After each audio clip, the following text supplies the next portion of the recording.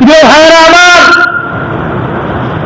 নবী মুহাম্মদ রাসূলুল্লাহ সাল্লাল্লাহু আলাইহি ওয়াসাল্লামের মক্কা জীবনী এবং মাদানী জীবনের কিছুটা ঘটনা গত জুম্মায় শুনিয়েছিলাম।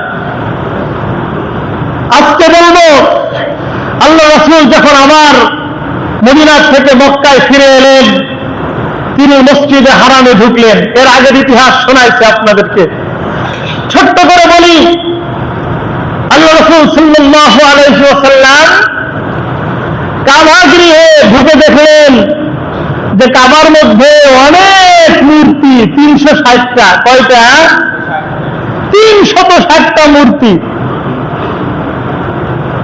মসজিদের ভিতরে মূর্তি রাখার কোন অনুমতি আসেনি ভাই?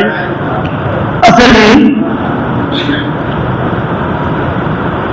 মসজিদ সে তো আমার রবের পায়ে সেজদা করার জায়গা, ঠিক কিনা?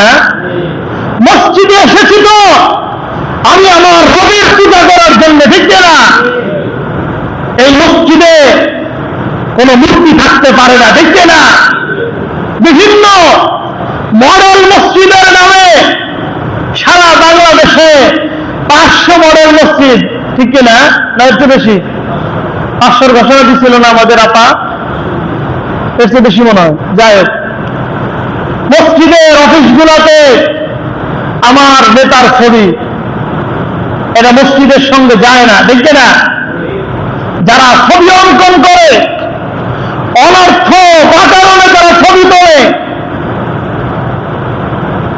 বিনা কারণে ছবি টানায় রাখে, কাল কিয়ামতের ময়দানে এদেরকে বলা হবে ছবির ভিতরে গান ঢোকা, ছবির ভিতরে জীবন দে। মানুষের কি ছবির ভিতরে জীবন দেওয়ার কোন ক্ষমতা আছে? ক্ষমতা আছে কি?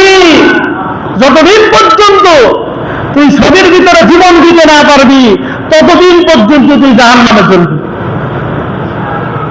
তার মানে এর জাহান্নাম থেকে বাইরে হওয়ার কোন চান্স আছে?